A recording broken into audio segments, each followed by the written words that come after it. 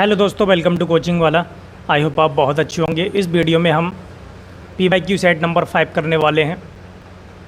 Okay, तो शुरू करते हैं। इसमें पहला क्वेश्चन दिया हुआ है, देखिए, निम्न में से कौन सा मैग्नीज ऑक्साइड क्षारीय है।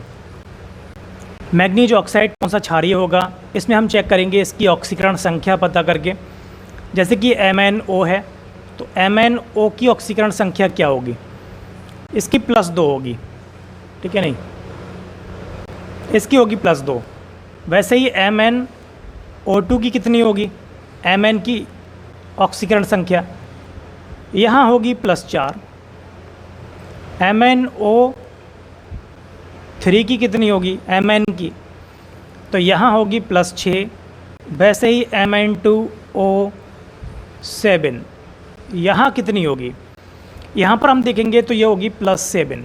ओके, तो सबसे कम देखिए 1, 2 और 3 तक अगर होगी तो होगा क्षारीय, ठीक है। 4 है तो ये होगा उभयधर्मी, ठीक है। इसमें दोनों गुण होंगे, क्षारीय भी होगा, अम्लीय भी होगा, तो इसको हम कहेंगे उभयधर्मी, ठीक है। और जिसमें 5, 6, 7 है वो होंगे अम्लीय, तो ये अम्लीय होंगे। तो क्षारीय कौन सा होगा, पहला वाला, तो ऑप्शन ए इसमें सही है, MnO। यहाँ पर देखेंगे pH बराबर 4 वाले 1 ml विलियन में OH आयनों की संख्या होगी। देखिए pH कितनी दी हुई है, pH दी हुई है 4, यहाँ से हम POH निकाल सकते हैं। 14 में से अगर हम 4 घटाएंगे तो आ जाएगा यहाँ पर 10। OH आयनों की संख्या, OH आयनों की सांद्रता, सॉरी, OH आयनों की सांद्रता, यहाँ से सांद्रता आ जाएगी 10⁻⁻10, ठीक है। सांद्रता 10⁻⁻10 आ गई। 1 लीटर विलियन में OH आयनों की सांद्रता ये दी हुई है। अब 1 ml में कितनी होगी, तो 1000 से भाग कर देंगे, तो 10⁻⁻10 को भाग करेंगे 1000 से, तो ये 10⁻13 हो जाएगा। तो ये 1 ml विलियन में सांद्रता हो जाएगी OH आयनों की। और OH आयनों की संख्या क्या होगी, संख्या बराबर होगी 1 ml विलियन में OH आयनों की सांद्रता कितनी है, 10⁻13 गुणा एवोगैड्रो नंबर। एवोगैड्रो नंबर 6.023 होता है, मल्टीप्लाई 10⁻23। मल्टीप्लाई करेंगे तो ये हो जाएगा 6.023 10⁻10 प्लस का, ये हो जाएगा आयंस पर ml, सॉरी। तो ऑप्शन इसमें डी सही होगा, ठीक है, ऑप्शन डी सही होगा इसमें।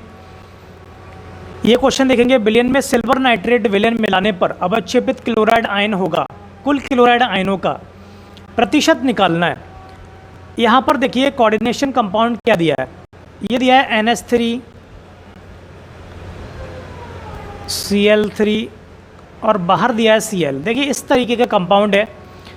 जब भी ऐसा कोई कंपाउंड दिया है जिसमें Cl एटम्स दिए हुए हैं और पूछा जाए कि क्लोराइड आयन, जो अवक्षेपित क्लोराइड आयन होगा वो हमें निकालना है, तो या उसके अणु निकालना है या फिर प्रतिशत निकालना है, तो कैसे करते हैं। ये होता है AgNO3 की रिएक्शन होती है, ठीक है, एक्सिस में, तब ये रिएक्शन होगी। और जितने परमाणु, जितने एटम इस बॉक्स से बाहर होंगे, इस ब्रैकेट से बाहर होंगे, केवल वही रिएक्शन करेंगे। तो सिर्फ एक ही यहाँ पर मॉलिक्यूल बनेगा, ठीक है, AgCl बनेगा, ठीक है। ये होता है वाइट प्रेसिपिटेट, ठीक है, वाइट PPT बनता है ये। ओके, तो AgCl बन रहा है। अब 4 एटम में से केवल एक एटम बना रहा है AgCl, तो 4 में से एक बना रहा है, तो कितना हो जाएगा, ये 4 से भाग कर दो, ये हो गया 25%। ओके, कभी किसी क्वेश्चन में ऐसा भी पूछते हैं कि कितने अणु बनेंगे, ठीक है, तो एक अणु बन रहा है यहाँ पर अगर 2 Cl होते तो 2 AgCl बनता, 3 होते तो 3 AgCl बनता। ओके, इस तरीके से होता है। ऐसा क्वेश्चन अगर आए तो ऐसे ही करेंगे, सिर्फ हमें देखना है कि ब्रैकेट के बाहर कितने Cl परमाणु हैं, कितने क्लोरीन परमाणु हैं। ओके, ये क्वेश्चन देखेंगे, किसी रेडियो एक्टिव समस्थानिक की अर्ध आयु 100 वर्ष है, कितने वर्षों में उसकी मात्रा का 1/8वां भाग रह जाएगा। इसको देखिए, सबसे पहले अर्ध आयु कितनी है, अर्ध आयु दी हुई है 100 वर्ष। ओके, 100 वर्ष है। फॉर्मूला लगाएंगे n बराबर n0 1/2 की पावर n, यहाँ से n0/8 हो जाएगा। कितने वर्षों बाद होगा नहीं पता है, वही निकालना है। n0 से n0 कैंसिल कर लेंगे और यहाँ से आ गया 1/2 की power n is equal to 8। अब 8 को हम क्या लिख सकते हैं, देखिए 1/2 की पावर n और इसको लिखेंगे 1/2 की पावर 3। यहाँ से n बराबर आ गया 3। ओके, अब हमें टाइम निकालना है, तो t बराबर n मल्टीप्लाई t हाफ। ठीक है, n कितना है 3 गुणा 100, यह आ गया 300। ओके, 300 वर्ष लगेंगे इसको अपनी मूल मात्रा का 1/8 होने में। इसमें देखेंगे, देखिए यदि KMnO4 का सूत्र भार x है तो निम्नलिखित अभिक्रिया में KMnO4 का तुल्यांकी भार ज्ञात कीजिए। तुल्यांकी भार देखिए कैसे ज्ञात करते हैं। तुल्यांकी भार बराबर होता है अणुभार बटे ऑक्सीकरण संख्या में परिवर्तन। ठीक है, ऑक्सीडेशन नंबर, ठीक है, ऑक्सीडेशन नंबर में चेंज लिख सकते हैं या परिवर्तन। ठीक है, अब यहाँ पर देखेंगे, देखिए Mn की ऑक्सीकरण संख्या में यहाँ पर 7 है और यहाँ पर +2 हो रही है, और यहाँ पर भी हम देख सकते हैं 5 इलेक्ट्रॉन इसमें ऐड हो रहे हैं। 5 इलेक्ट्रॉन ऐड हो रहे हैं तो यहाँ पर चेंज क्या है, अणुभार x है और नीचे 5 आएगा। ठीक है, तो x/5 हो गया, तो ऑप्शन सी होगा।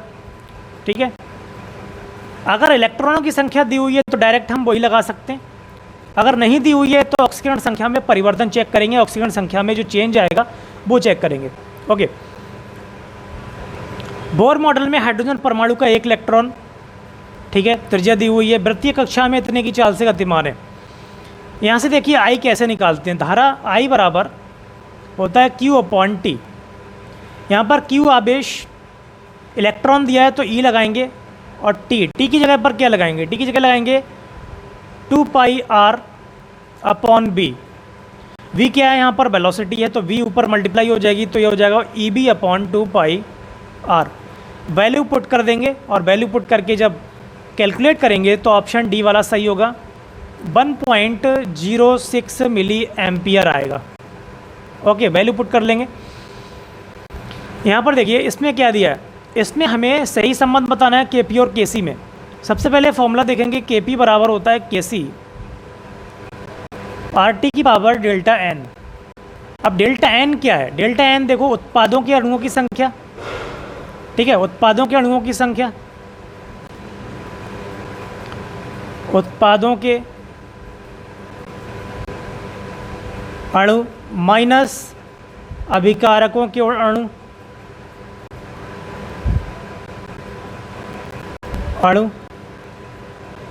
ठीक है, माइनस कर लेते हैं तब डेल्टा n आता है। अब यहाँ पर देखिए इस साइड पर ये 4 है, ये 7 है, ये हो गया 11, इधर 6 और इधर 4, ये हो गया 10। 10 में से 11 जब माइनस करेंगे तो डेल्टा n आ जाएगा। 10 में से 11 माइनस का 1 आ गया, तो Kp बराबर क्या हो जाएगा, Kc RT की पावर -1। RT जब नीचे लेकर आएंगे तो प्लस का हो जाएगा और ऑप्शन सही हो जाएगा ए, Kp बराबर Kc/RT। ओके, निम्नलिखित में से किसके लिए अभिक्रिया के दर की इकाई एवं दर का स्थिरांक एक समान है। तो शून्य कोटि की जो अभिक्रिया होती है, शून्य कोटि की अभिक्रिया के लिए अभिक्रिया की दर और दर का स्थिरांक दोनों की इकाइयाँ सेम होती हैं, बराबर होती हैं। नाभिक की त्रिज्या को हम लिखते हैं 10 की पावर -15 में, परमाणु की त्रिज्या लिखते हैं 10 की पावर -10 में, भाग करते हैं तो 10 की पावर -5 आता है, तो ऑप्शन सी इसमें सही है। एक श्रेणी क्रम LCR परिपथ दिया हुआ है, L दिया हुआ है, C दिया हुआ है और R दिया है। ठीक है, तो इसमें हमें अनुनाद आवृत्ति निकालना है, तो XL = होता है XC। जब दोनों बराबर होते हैं तो ये किस कंडीशन में होता है, ये रेजोनेंस की कंडीशन में होता है। ठीक है, रेजोनेंस की कंडीशन में होगा तब ये दोनों इक्वल होंगे, और यहाँ से हम फाइंड कर सकते हैं ओमेगा L = 1/ωc। हमें ओमेगा निकालना है तो ये हो जाएगा 1/LC। ठीक है, अंडर रूट में वैल्यू पुट करेंगे तो ओमेगा = आएगा 1/√। L की वैल्यू 8, 0.5 × 10⁻⁻⁶, ये आ जाएगा 1/√, में 4 × 10⁻⁻⁴ ये हो जाएगा 1/2 × 10⁻³ देखिए 10⁻³ ऊपर जाएगा तो हो जाएगा 1000, 2 से भाग करेंगे तो ये हो जाएगा 500। ठीक है, 500 ये किस में आएगा? रेडियन पर सेकेंड। ठीक है, क्योंकि ओमेगा है। ठीक है, ओमेगा है तो रेडियन पर सेकेंड में आएगा, तो ऑप्शन सी इसमें सही होगा। ठीक है, अब यहाँ पर देखिए हर्ट्ज़ में भी दिया है तो गलती होने के चांस रहेंगे। यहाँ पर 500 हर्ट्ज़ भी कोई लगा सकता है, तो ध्यान रखना है कि ओमेगा की जो यूनिट होती है वो रेडियन पर सेकेंड होती है। और अगर फ्रीक्वेंसी आ जाए, जैसे ओमेगा इज इक्वल टू हम फाइंड करते हैं 2πn, तो यहाँ पर जो n है, n फाइंड करेंगे तो ये ओमेगा अपॉन 2π होगा। ठीक है, तो यहाँ से 2π जब फाइंड करेंगे, सॉरी 2π को अगर हम इस तरीके से वैल्यू लगा देते हैं तो यह आ जाएगा 1/√LC। ठीक है, तब यहाँ से जो वैल्यू आएगी वो हर्ट्ज़ में आएगी। ठीक है, तो ये ध्यान रखना है कहाँ पर हर्ट्ज़ में आएगा और कहाँ पर रेडियन पर सेकंड में आएगा, लेकिन दोनों के लिए यहाँ पर फ्रीक्वेंसी ही बताया जाता है, तो इसलिए कंफ्यूज नहीं होंगे। ओके, उसी के हिसाब से यहाँ पर चलना है।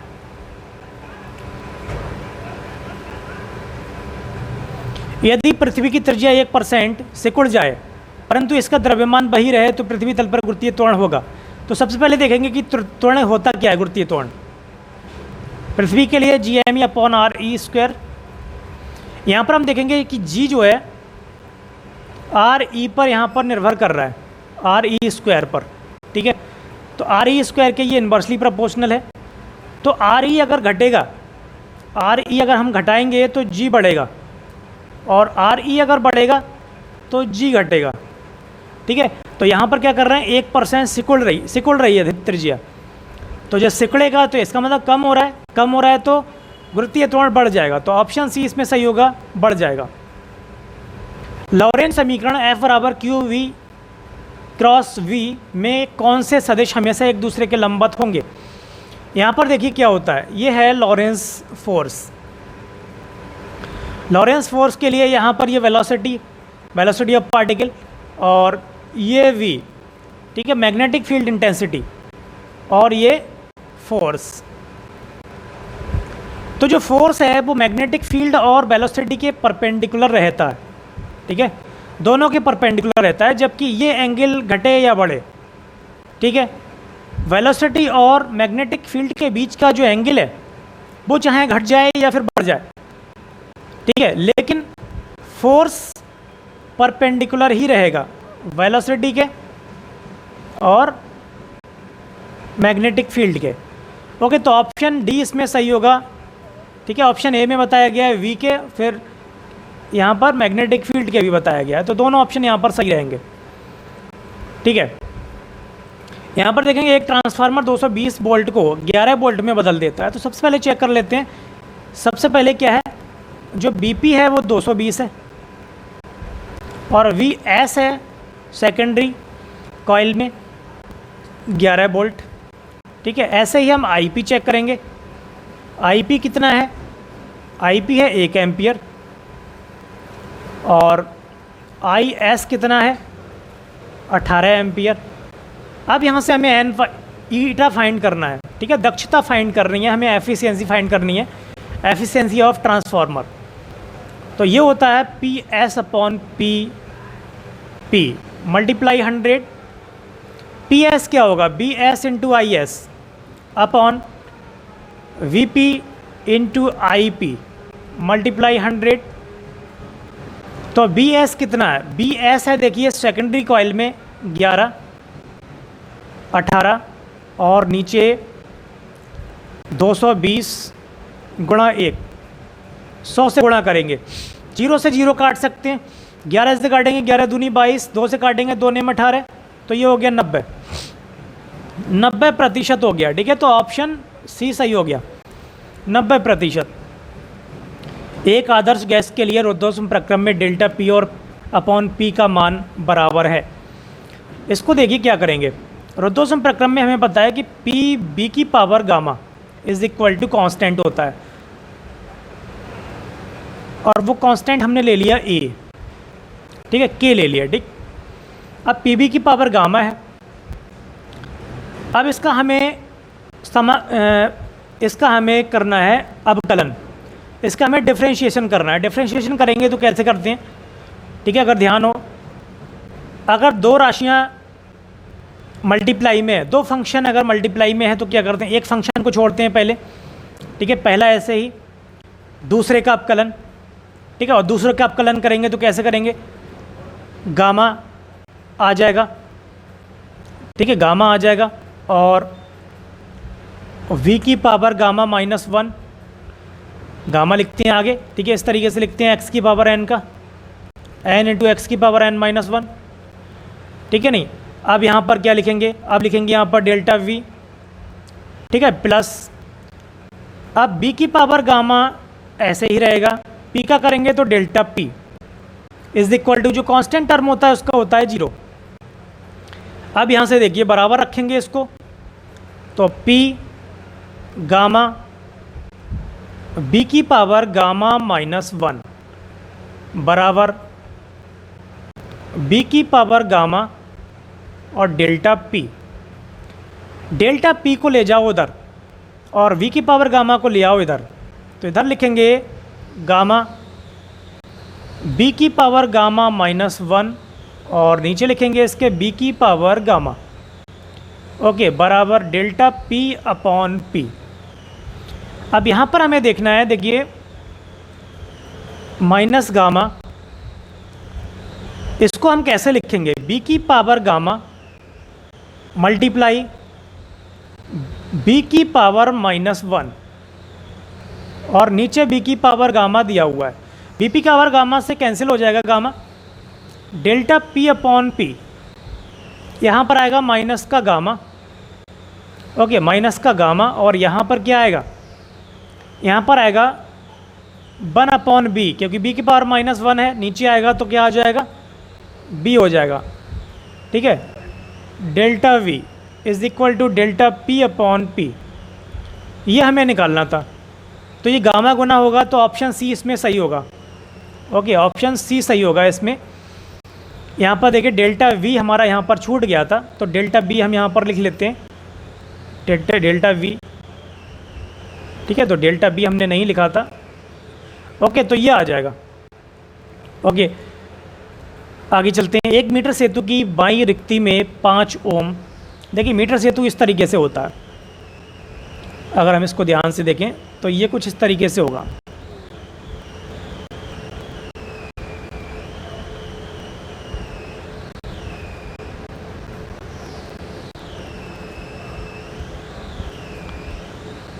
ओके, यहाँ पर होता है वायर और इसके बीच में लगा है P, इसके बीच में लगा है Q, ओके, इस तरीके से है, ओके। अगर यहाँ से यहाँ तक की लंबाई x है, मान लिया ये है इसका संतुलन बिंदु, ये x है, तो इधर का कितना होगा, 100 - x होगा, ठीक है, इस तरीके से होता है। तो P upon x is equal to Q upon 100 - x, इस तरीके से लिख सकते हैं। P कितना है, P है हमारा 5, तो यहाँ पर कितना दिया है, 5 ओम है, और ये है 15 ओम, तो 5/x बराबर 15/100 - x, 5 से काटेंगे, 5 दिया 15, 100 - x की गुणा इधर होगी 1 में, तो 100 - x बराबर 3x, -x उधर जाएगा तो ये हो जाएगा 100 बराबर 4x।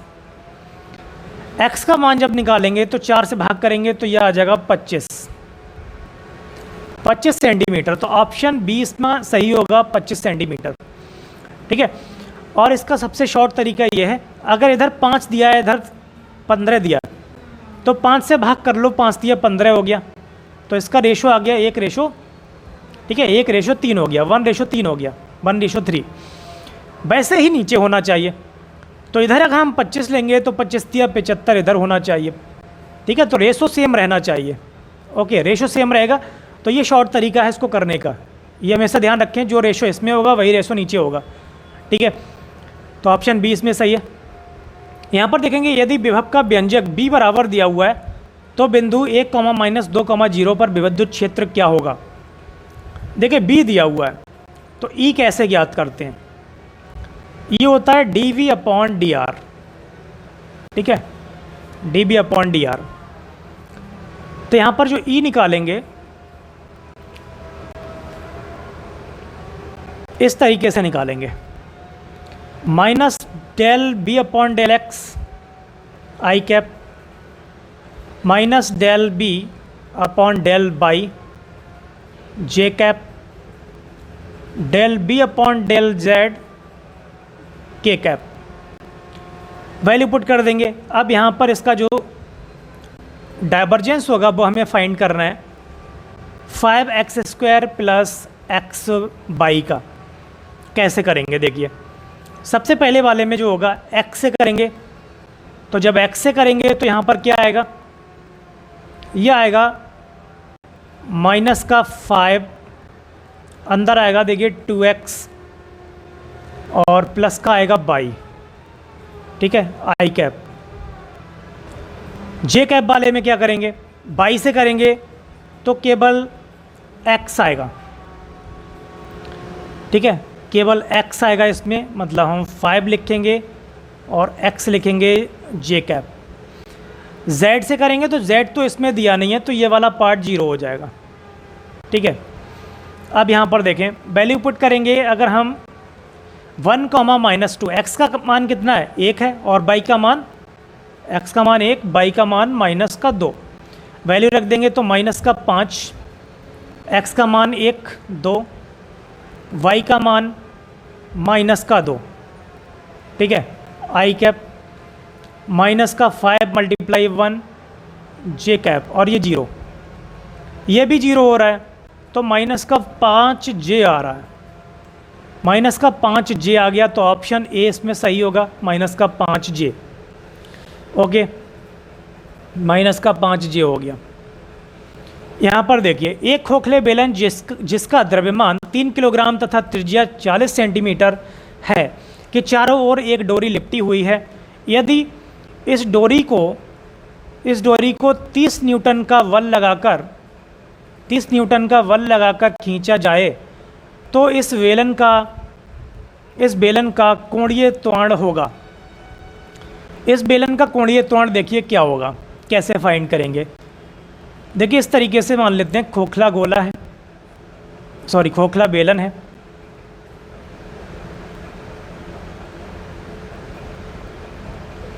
ठीक है। अब इस पर कोई वेट इस तरीके से लटका हुआ है, जिसका मास कितना दिया है, 3 kg, जिसका मास 3 kg है, ओके। और इसकी जो त्रिज्या है, त्रिज्या r बराबर दी हुई है 40 सेंटीमीटर, ठीक है। 30 न्यूटन का बल लगाकर खींचा जाए। अब 30 न्यूटन का बल लग रहा है इसमें, तो 30 न्यूटन का बल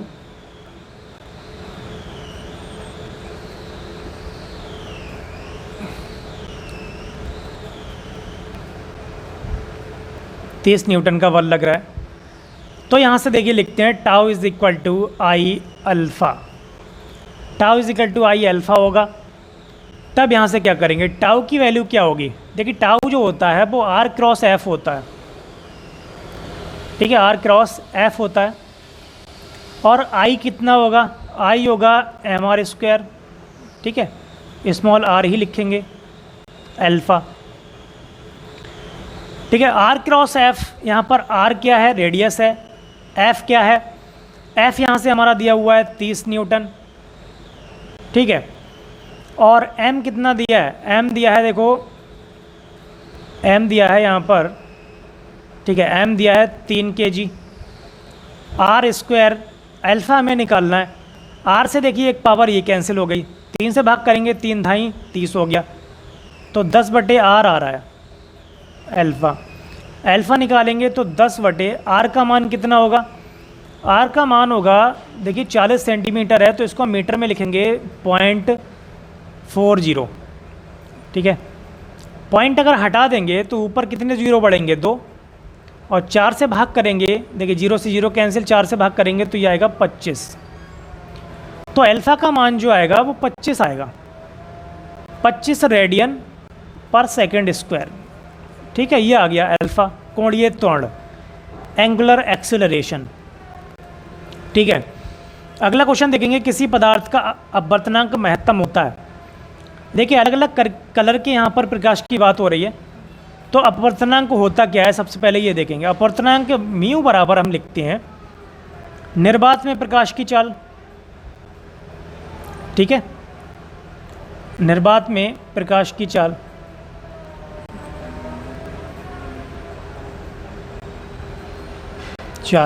इसको सी लिख रहे हैं, और नीचे लिखेंगे माध्यम में प्रकाश की चाल, इसको लिखते हैं बी। तो म्यू बराबर आ रहा है देखो C/V। ठीक है, बी की जगह हम क्या लिख सकते हैं, बी बराबर लिख सकते हैं हम एन लैम्डा। ठीक है, और लैम्डा क्या है, लैम्डा है यहाँ पर तरंगदैर्ध्य वेवलेंथ। अब देखिए लैम्डा के ये इन्वर्सली प्रोपोर्शनल है, तो लैम्डा अगर बढ़ेगा तो म्यू घटेगा, और लैम्डा घटेगा तो म्यू बढ़ेगा। ठीक है, अब देख सकते हैं यहाँ पर हम बिब की ओर से। ठीक है, बिब की ओर से अगर हम देखेंगे तो लैम्डा का मान बढ़ता है इस ऑर्डर में। रेड के लिए लैम्डा सबसे ज़्यादा होता है, और बैंगनी के लिए, वायलेट के लिए लैम्डा सबसे कम होता है। तो अपवर्तनांक महत्तम किसके लिए होगा, जिसका लैम्डा सबसे कम होगा। तो V यहाँ पर B कह सकते हैं, यहाँ पर क्या होगा, बैंगनी। ठीक है, बैंगनी। वायलेट के लिए लैम्डा का मान सबसे कम होगा, तो इसके लिए अपवर्तनांक का मान भी सबसे ज़्यादा होगा। तो ऑप्शन सी इसमें सही होगा, बैंगनी रंग के प्रकाश के लिए। ओके, ये थे हमारे क्वेश्चंस और हमने ये कंप्लीट कर लिए हैं। आई होप आपको पसंद आया होगा। वीडियो अगर पसंद आई हो तो लाइक करें, शेयर करें, कमेंट करें, और चैनल को सब्सक्राइब करें, जिससे कि आपको हमारी नई वीडियोस के नोटिफिकेशन मिलते रहें। ओके, बेल आइकन को ज़रूर प्रेस करें, जिससे कि वीडियोस के नोटिफिकेशन आपको मिल जाए। Okay, thank you very much.